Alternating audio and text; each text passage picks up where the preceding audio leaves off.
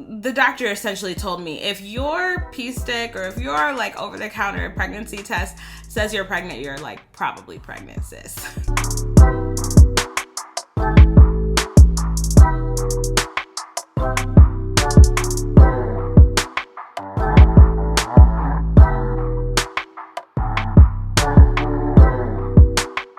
Congratulations! You, my dear, are finally pregnant. This is going to be one of the most magical journeys that we've ever experienced as women. And yes, I say we because I too am currently pregnant with my first child. We're so excited to welcome this bundle of joy in just a few months. But before we begin, I want to make sure to take a minute to reflect and share some tips and tricks, not only for those of you who are starting out in your first trimester, but so that I can remember too, when we go through this again, I want to make sure to just catalog and share some best practices that helped me get through. If you're new here, my name is Organized Ashley.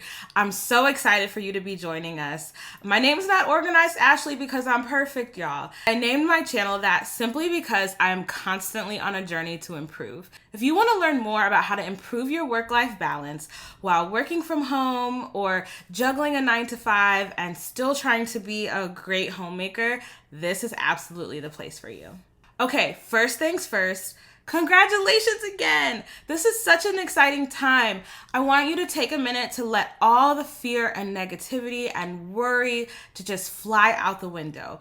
You have been created for a moment such as this. Your body was created to carry a child, birth the baby, nurture the baby, and grow it into a really beautiful, amazing, contributing member of our society. So don't worry, mama, you've got this.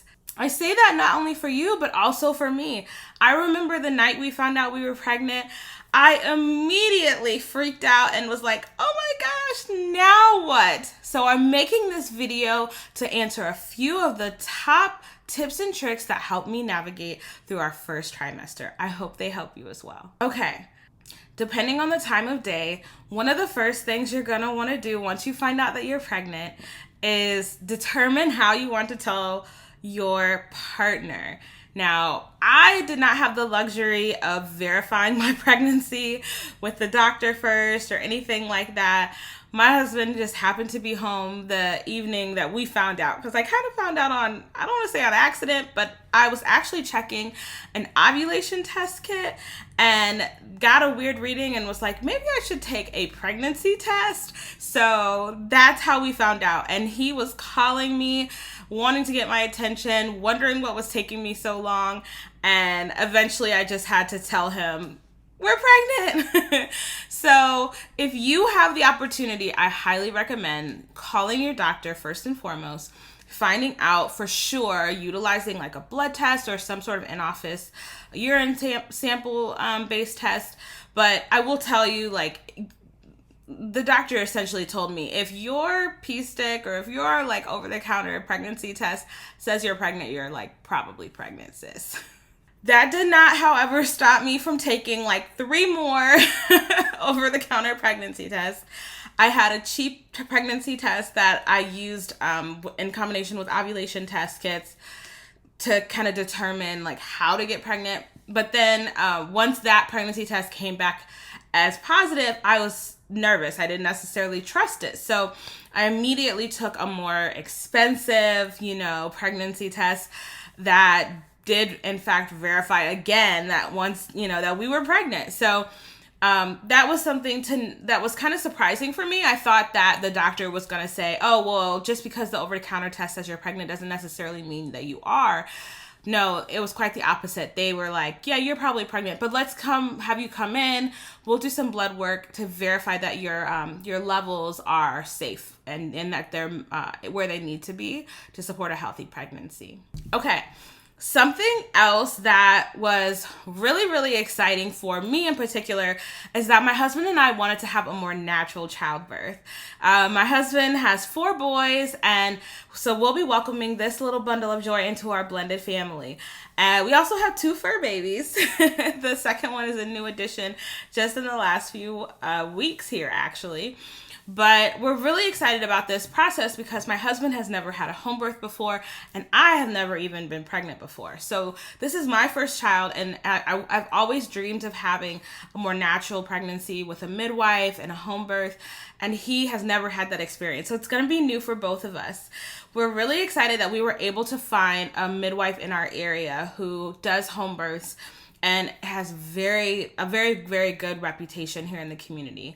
I had started this process last year when we knew that we wanted to start trying for a child in the spring. And so I had already done like a pre-pregnancy appointment with her to get to know her and determine whether or not she was a good fit. Thankfully she was, so I stopped there, but you may wish to interview several midwives before you commit to a particular one. It was kind of hard to search for midwives. If you're interested in learning more about how I found a midwife, just let me know in the comment section below, and I'll be sure to either do another video or find another way to share some of those tips.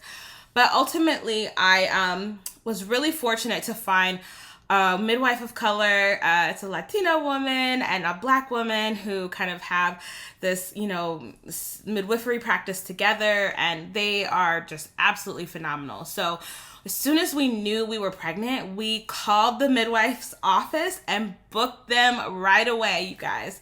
It did require a down payment, and so we had to submit a deposit in order to secure our date. And thankfully, our date was still available because they actually book up really fast. And so they base it off of kind of your due date to know whether or not they would have someone available around the time that you're scheduled to have the child. So we booked our deposit. Thankfully, we had an opportunity to fit into their schedule, and they told us that we would be coming in to see them for our first appointment. I think it was at 11 weeks. So it's normal to have your first appointment anywhere between 8 and 11 weeks.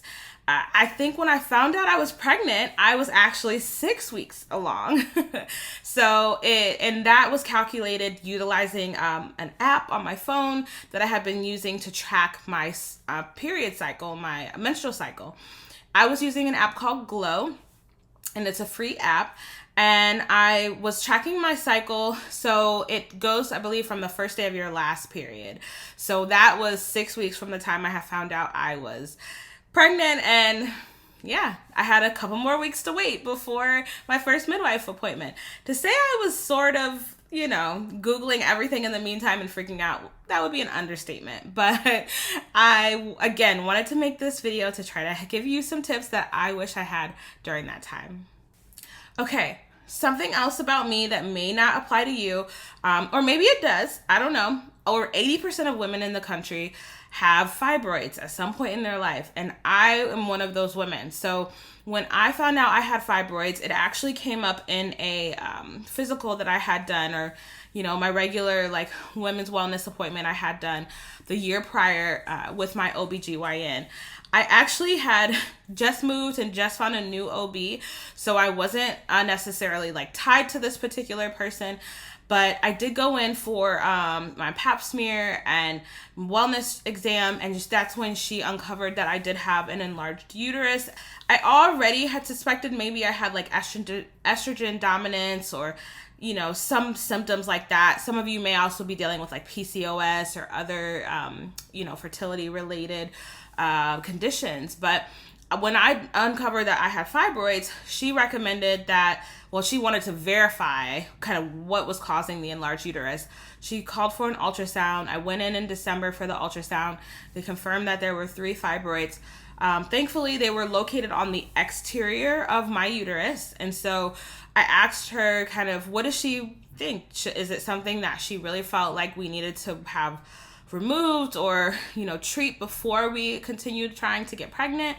Or would this be safe for baby? And y'all, when I tell you, not only did I go by what the OB said, but I also searched on YouTube and all of these other mommy forums to learn kind of what other women's experiences were. I asked the women in my family even, and they have also had successful, healthy pregnancies with fibroids, depending on the location of the fibroids. And so I went ahead and agreed with my OB. She suggested that, yep, go ahead. If you wait to have them removed, you'll have to be postponing another year. I'm 34 years old, not getting no younger. So I went ahead and decided to have the the child with fibroids, and we'll continue to figure out how we're going to deal with fibroids after childbirth. So at this point, we continued to try. After we found out that we were pregnant, we booked our midwife, and we had a few weeks before our first appointment. And we also wanted to start the process of determining when we were going to tell our extended family. Many women choose to tell their friends and family at the 12-week mark, which is the end of their first trimester going into your second trimester. They do this because there's a chance that you could have a miscarriage or complications within your first trimester. And instead of having to handle all of that, not only personally and privately, but publicly, some women choose to wait until their 12-week mark to tell their extended network. I, too, chose to wait until the 12-week mark to tell our extended network. However, we did tell close family and friends around that 9 to 10-week mark. We told them when we felt comfortable. And my kind of rule of thumb is don't tell anyone that you wouldn't also want to tell that you had a miscarriage. And so if they're going to support you through that, then let them support you and celebrate you through pregnancy, even in those early days. And that really helped me in determining whether or not I should share. Okay, sis. Now you already know what I'm about to say. You have to do as well. No more alcohol. I love my wine. I loved going out with friends and having a social drink every now and then. I absolutely had to give up alcohol immediately. In fact, I was freaking out because my husband and I attended a wedding about 2 weeks before we found out we were pregnant. And we also had a housewarming party, and we were drinking at all of those events. And ladies, when I tell you, I was like, oh my gosh, did I hurt the baby? I didn't know. It is totally fine. You did not know you were pregnant at that time. And so you were living your life like you normally would. And the good news is most women do. And you did not hurt your child in the process. Just make sure that you stop drinking immediately and begin to monitor what you do eat or drink moving forward. Speaking of things that you should ingest, let's get started on prenatal vitamins. If you haven't already, I would highly recommend you begin taking a prenatal vitamin. I'll link below in the comments the one that I take. My midwife did approve it. It's not one that they had originally recommended on their list, but it was one that I have found online in my research that I felt good about. So she agreed that it was sufficient, and I'm happy to recommend that to you, and especially in the meantime until you have your first midwife appointment and can go based on their recommendations. Another thing that I did when I first found out I was pregnant is I started immediately a light exercise regimen. In fact, I continued the exercise regimen I had already started. Thankfully, it was a time of year where I could go outside and get some fresh air, and I just started implementing daily walks. Originally, before pregnancy, I was walking about an hour and a half at a time. As I entered my first trimester, I did be more cautious about how long and how far I was walking and what time of day. As the summer approached and then, the temperature increased, I definitely had to be careful and cut back on the length of my walks. And something funny that happened as I got closer and closer to my second trimester, I had been increasing my water intake, and also as a pregnant mama, you all will learn that you have to pee more frequently. So I definitely did that. I was always kind of like figuring out, okay, this is how far I can walk before I need to go back home, take a potty break, and then I can finish up. I had a neighborhood girlfriend that I would walk with, and that made it fun just to catch up and also get some fresh air and exercise. But there are plenty of maternity or, pregnancy safe workouts on YouTube that you can just look up and, do some prenatal yoga or stretches or any sort of light workout that you feel comfortable with. I personally did not feel comfortable doing anything too strenuous in my first trimester because I had not been working out consistently prior to getting pregnant. I was one of those people that would go on a run every couple weeks. I would try to go to the gym every couple weeks. I just couldn't quite get into a routine. But if you are one of those folks who work out every day, definitely talk to your doctor or your midwife about whether or not it's safe for you to continue exercising. I was definitely very careful about what I did. Okay, something else to know about your first trimester of pregnancy is it is completely normal to be experiencing morning sickness. I actually won't speak too much about this because I had very, very few instances of morning sickness. By the way, it can happen any time of day, not just the morning.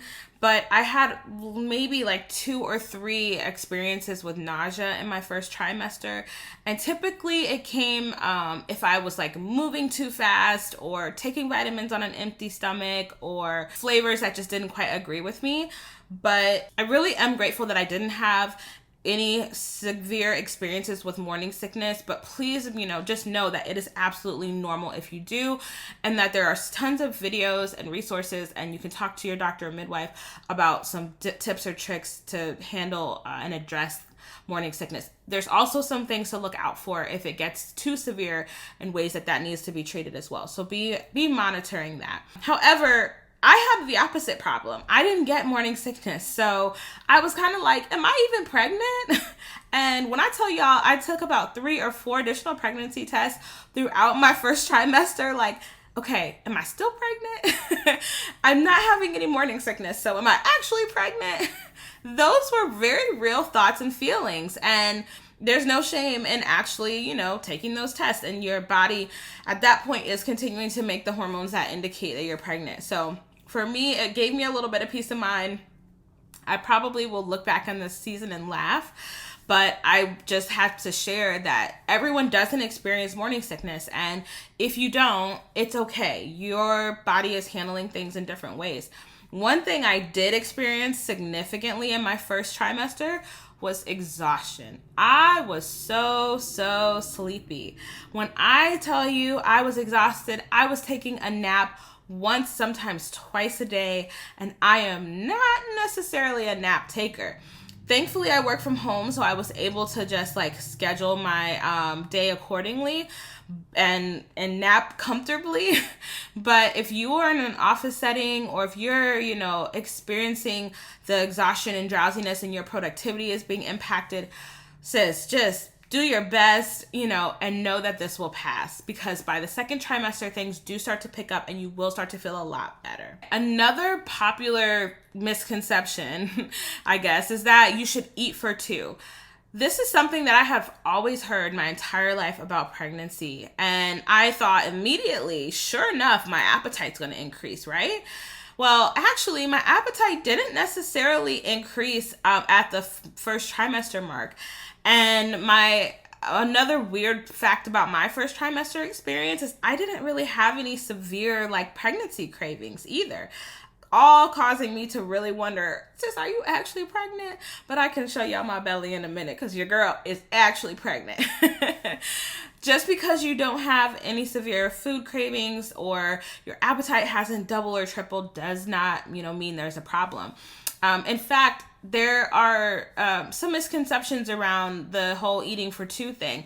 You do need to increase your calorie intake, especially as you continue into your pregnancy, but it doesn't have to be triple what you would normally eat. I don't have the numbers right in front of me of exactly how much you should be increasing your diet for the child that you're growing inside your belly, but it's not that much. I think it's a couple extra apples or cups of yogurt a day. It's really not that much. So don't feel like you suddenly need to just overeat or eat a ton of extra food and put on a ton of extra weight, because that is not necessarily helping your child. Something else that's really important when you're in your first trimester, really throughout your entire pregnancy, is make sure that you are drinking enough water. I had a really hard time making sure I was getting enough water. So I invested in one of these hydrocell water bottles. It does have a straw on it, excuse my lip gloss on there. It does have a straw on it that does make it a lot easier to drink the water quickly. This is 64 ounces. So I need to drink 2 to 3 of these a day to stay hydrated. I try to drink about 120 ounces a day. I still sometimes honestly feel like that might not even be enough. But if you're having trouble drinking enough water and you're using glasses or smaller water bottles, try upgrading to a large water bottle. That really might help you visually see the amount of water that you need to be consuming each day. You can also add your ice in these bottles and maybe a little lemon juice, whatever helps. But for me, I really wanted to make sure that I was getting my water intake in, because that is one of the best things you can do for your body and your baby is drink water. You absolutely have to. It's a non-negotiable. Okay, mama, last but not least, pregnancy clothing. You do not want to keep wearing those skin-tight jeans and leggings and different things that are really compressing your belly at this point. I had just purchased some leggings that had like tummy compression, and I could not wear those bad boys. They made me so uncomfortable, and I just felt like I was not doing my child any justice. So immediately, I would switch to looser clothes, maybe some dresses, maybe just some more comfortable gear that helps you feel, easy, breezy, beautiful. I actually decided to go ahead and invest in some pregnancy, like some maternity shorts and t-shirts, because I started to show rather quickly. One of the things that I would recommend is like Target and Walmart, just some low cost maternity shorts, t-shirts that you can alternate if you are working from home, especially. Y'all know we just need to be cute from the waist up. But I will tell you, if you're in an office setting, they do make maternity clothing that is more professional as well. And you just want something loose around that belly. You want something that makes you feel cute and confident, but also comfortable. Don't try to squeeze into your old clothes if they don't fit anymore. And it happens quicker than you think. I hope this video was helpful. Again, this is my very first pregnancy. My husband and I are so thrilled to be welcoming another baby into our blended family. He has 4 boys, and this will be our first child together, my first baby ever. And we're so fortunate to have found a wonderful birth squad. We've got amazing midwives, and we're planning to have a home birth later this fall, winter. So prayers up. If everything continues to go as planned, we will be giving birth at home. I'm happy to take you all on that journey with us. But in the meantime, if you have more suggestions or questions about home birth, about pregnancy that I might be able to answer in my little bit of experience that I've had so far, I'm happy to share what has worked well for me. Thank you again for joining. My name is Ashley, Organized Ashley. Don't feel like you have to be perfect, well organized all the time, sis. We're getting there though, and I'm sharing tips and tricks to make our lives a little easier every day. Thanks for watching. See ya.